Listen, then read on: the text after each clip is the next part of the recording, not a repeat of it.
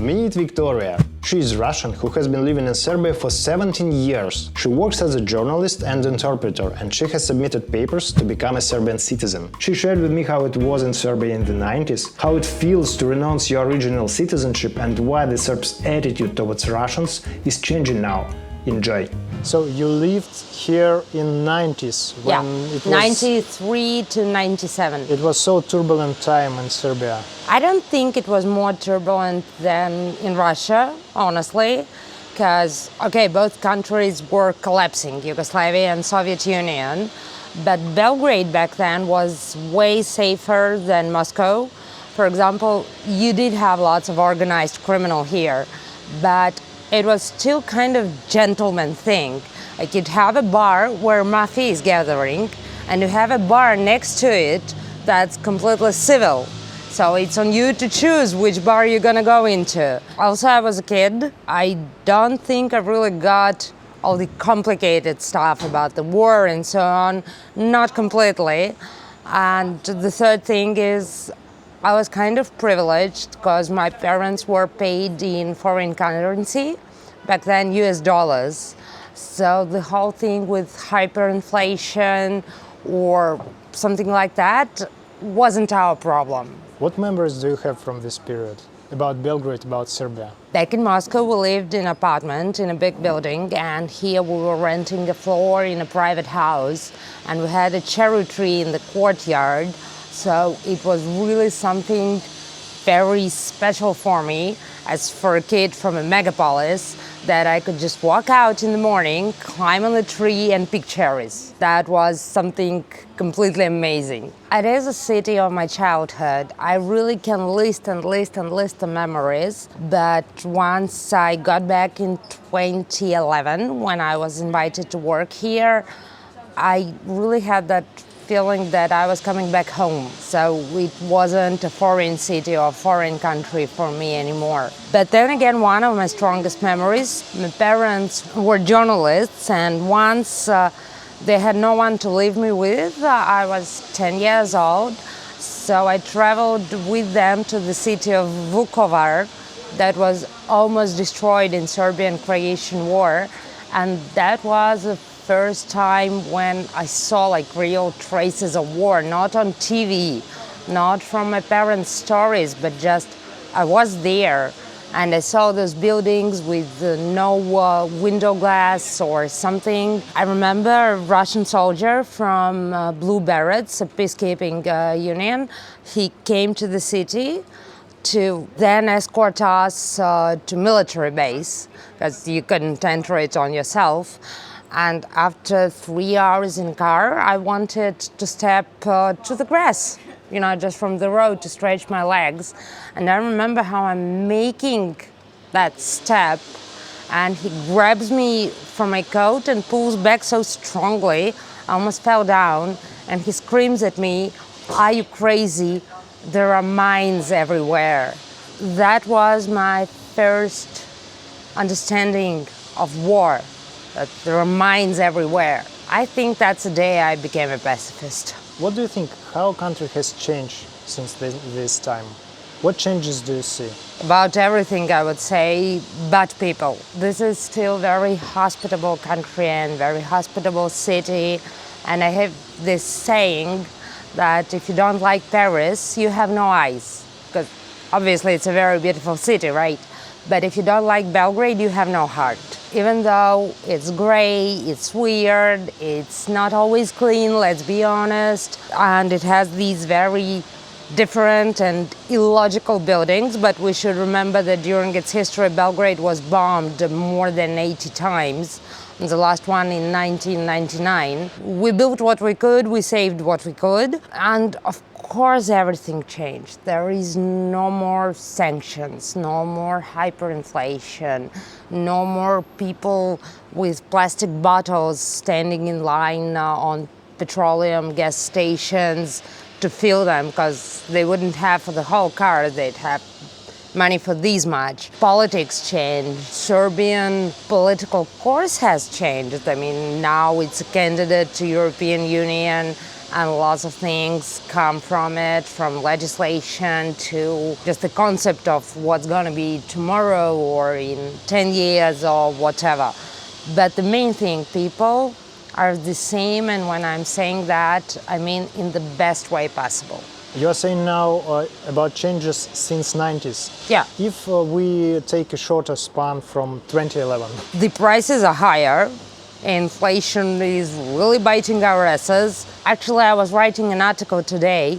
In the last 5 years, inflation ate a whole apartment. For the same money, you could buy 2 apartments 5 years ago. Now you can buy just 1. That's a big change. Also, this Russian wave of immigrants after the war started is really changing. Not Serbia and whole, but Belgrade and Novi Sad very much. We have so many non-smoking cafes now, it's scary. I'm a heavy smoker and I really love that this is one of very few European cities, countries where you can lit a cigarette in a coffee shop. I'm sorry, I know it's an awful habit. I know it's not healthy. If kids are watching you, please, please, please, kids, don't ever smoke. It's very expensive and very much not healthy. But yeah, I love a cigarette with my coffee, I have to admit it. Price of cigarettes actually is now about 3 to 4 times more expensive. I remember once I said that if the price of cigarettes ever gets to 200 dinars, it's €1.80 now, I will quit. Now I'm paying about €3.50. It's okay. Still doing it. Food prices are insane. Yes, obviously ice cream. Ice cream is about twice more expensive. That I notice when summer comes. Everything is more expensive, but I really don't know a single country that became cheaper in the last 15 years, let's be honest. You are now permanent resident or citizen or? I'm a permanent resident. I'm awaiting my citizenship. It was already confirmed at all, but right now we had parliamentary elections in December. Now we're getting ready for Belgrade elections. So I feel a little bit offended that I'm still waiting for my papers, but I really understand why my papers are not a priority for the government and country now. So right now I'm a permanent resident here and also an apatride. I have no citizenship. I surrendered Russian citizenship in December and now that's it. So I'm this very rare animal. I don't think you'll have much more interviews with apatrids. This process of getting Serbian citizenship isn't difficult. Technically, it's not that difficult, and now it's the 3rd time when they changed the law about foreigners, which makes it more and more liberal. So the idea is, once you come here, you get a long-term visa, and now it can be issued for up to 3 years. Recently it was up to 1 year, now you can get it up to 3 years. That depends on inspector and on how effective you are proving that you're staying here for a long time, like if you bought an apartment or got married to Serbian citizen and so on and so on. Then in 3 years, you are permitted to ask for permanent residence. Once you get that, you are allowed to apply for citizenship. The thing is, there are 2 things. First, if you are not getting your citizenship by marrying a Serbian citizen, you have to surrender your previous citizenship, whichever. It's not like if you're Russian, you have to do it, and if you're an American, no, you don't. No, Serbia is very monogamous that way. And the second thing is, I numbered you how it goes by the law, but things tend to get slow in Balkans. Like one of the first words that Russian immigrants learn here, I guess lots of immigrants, but I'm in touch with Russian ones, is the word polako, which is very close to Spanish mañana, or like, do it slowly, don't be nervous, don't worry, be happy. People do overreact, and when I hear Russians say that everything is polako, I'm very much like, okay, learn Serbian, it's gonna get faster. But on the other hand, when you compare Belgrade to Moscow or New York or Tokyo, to all those cities that never sleep. Here you get your sleep and you get your Sunday, and not that many stores work 24/7. And once you get used to it, it's an amazing thing. I can be stressed about the fact that if Sunday evening I want to buy, I don't know, chocolate milk, or I forgot to buy bread, whatever, in my neighborhood, that's kind of my problem. I can either travel to a big supermarket or order it and pay some extra. But all the small stores in my neighborhood, it's very much not a business part of the city. Everything's closed. But then, when I come on Monday to the same store and I see the cashier and I say, "Hey, good morning, how was your weekend?" I'm really happy that she had a weekend. She wasn't there because I forgot my chocolate milk or bread. Do you remember your emotions? What did you feel when you get your approval for Serbian citizenship? I remember when you're filling all those papers in, when you're applying for citizenship, there is one paper with one question. Do you consider Serbia as your state or your country? Da li smatrate da je Srbija vaša država? And you have two options, to say yes and to say no. And once I was writing down that yes, it was so romantic, so emotional. That was the third most important yes in my life. The first one was when I found out I was pregnant and my doctor asked me if I'm keeping the pregnancy. I said yes. Second was when my husband proposed and he was, "Will you marry me?" I said yes. And that was the third most important yes in my life. And from the other side, was it difficult to renounce Russian citizenship? No. In short terms, no. In long terms, yes. Meaning, for several years after I got my permanent residence here, I was happy with it and I wasn't applying for Serbian citizenship just because I would have to surrender my Russian citizenship, and I still consider myself a Russian, half Jewish, half Russian, but still. I was born in Russia, I was mostly raised in Russia, I have family there, I love streets, bookstores, cafes. I have so many memories. I have so many friends and blah, blah, blah. I was very much like, okay, permanent residence is fine enough for me. Then the war started. After all those questionable things that were happening before, after Crimea annexion in 2014, after the Dima Yakovlev law, and so on.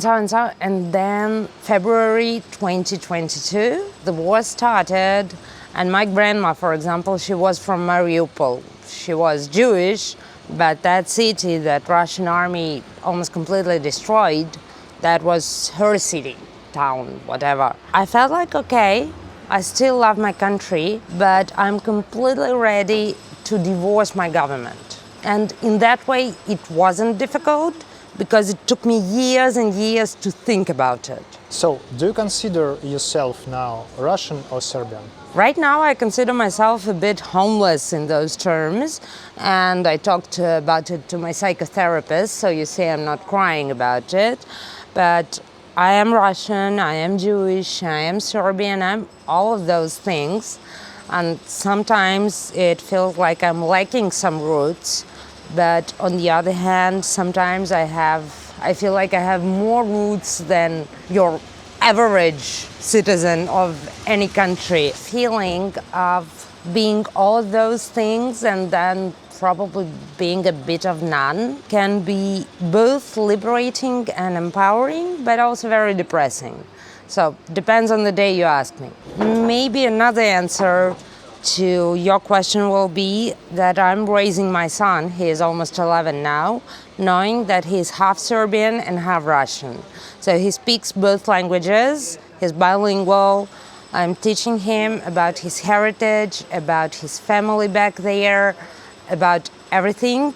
And his biological father is teaching him about his Serbian heritage, and there is Serbian school and Serbian kindergarten, so he's completely part of Serbian educational system. So yeah, he's half and half, and I'm happy about it because I strongly believe that more cultures you can inherit or at least embrace, it makes you richer and not just broad-minded, but more broad-minded person.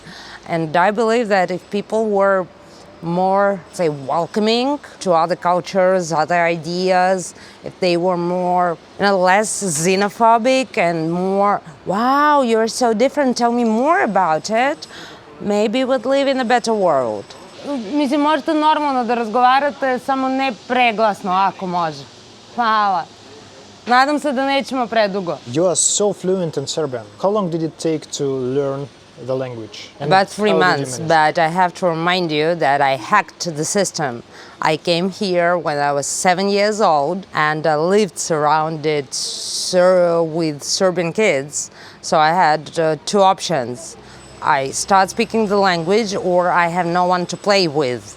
And when you're 7, it's not 2 choices, it's just one. Considering that I was that very young, it's called late bilingual. So if you learn the second language before you are 10 years old as your own, that's called late bilingual.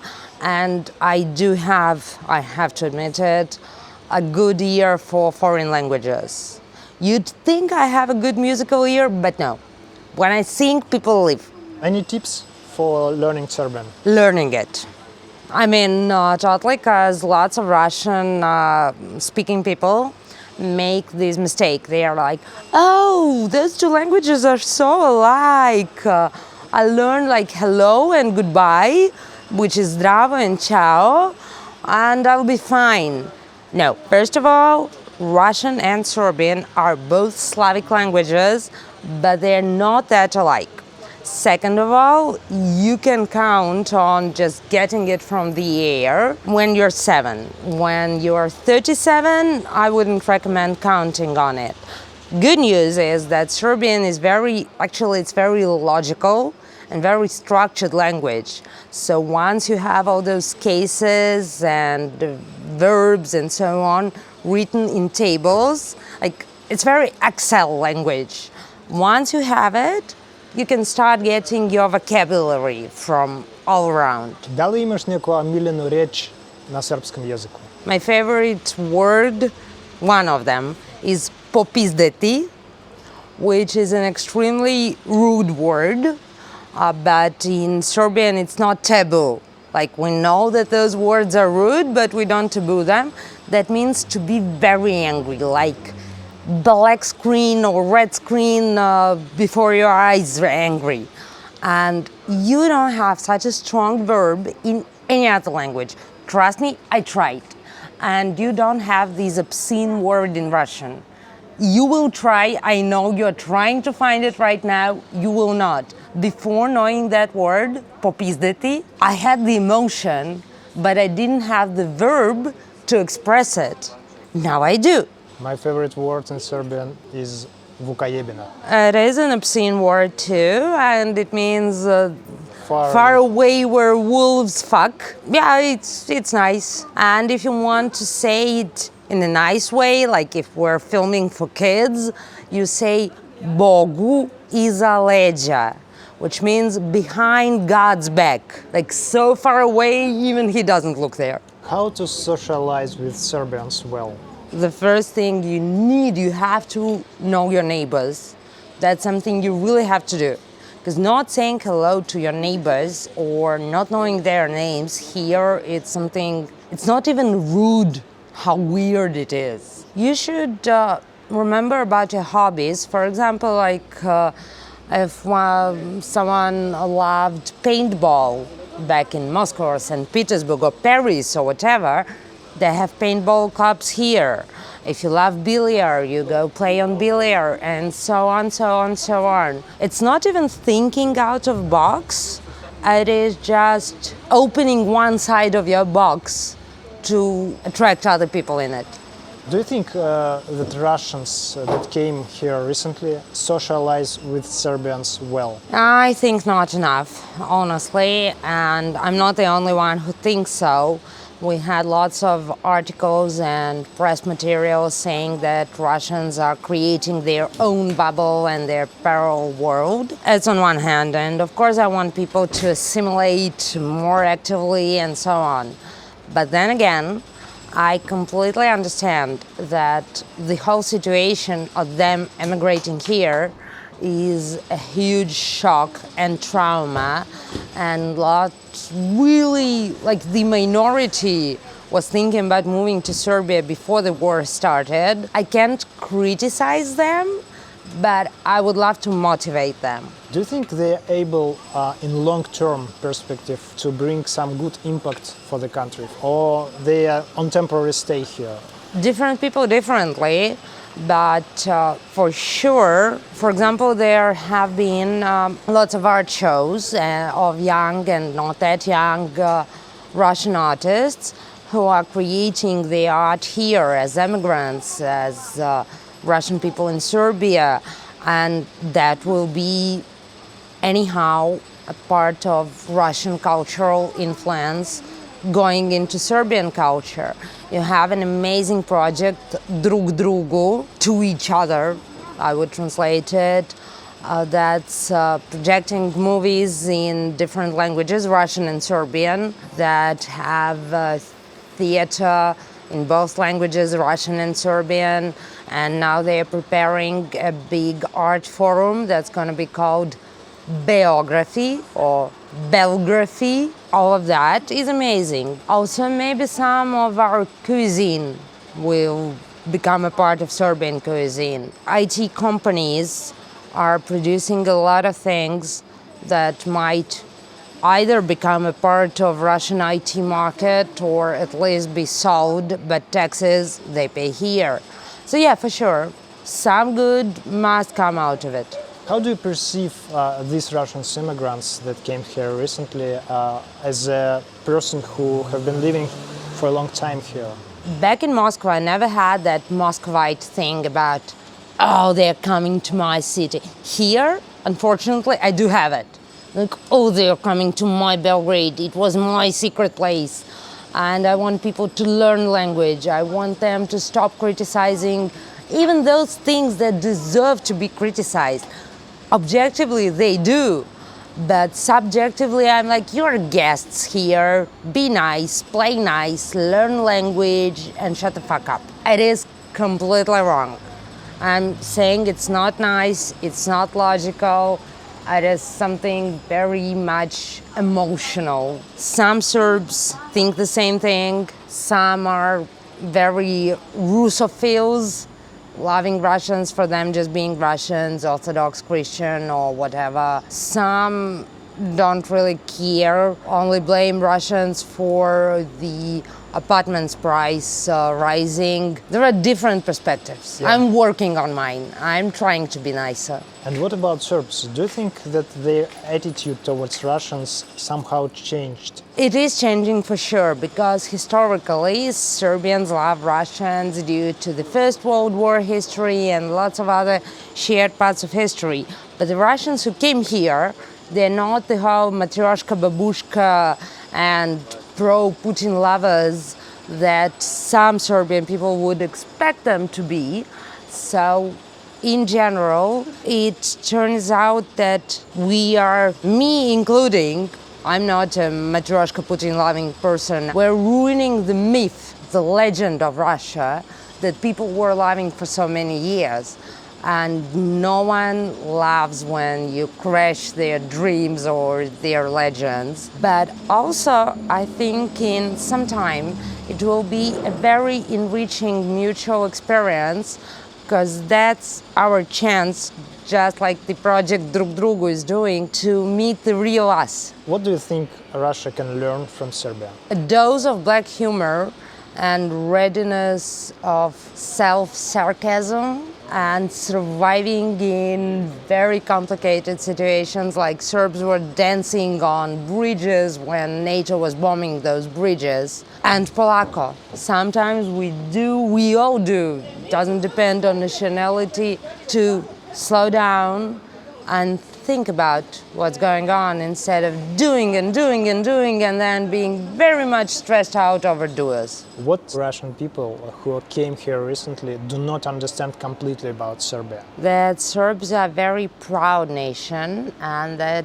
during its really difficult and turbulent history of ages and ages, that pride helped them survive and be what they are today. And that is something a foreigner shouldn't, try to click-clack, not before you become a part of this society. So when we're talking about traditions, about religion, about some holidays, or about the fact that it was not nice, good, or justified to bomb Yugoslavia in 1999, you should you as a foreigner, you should shut up and listen.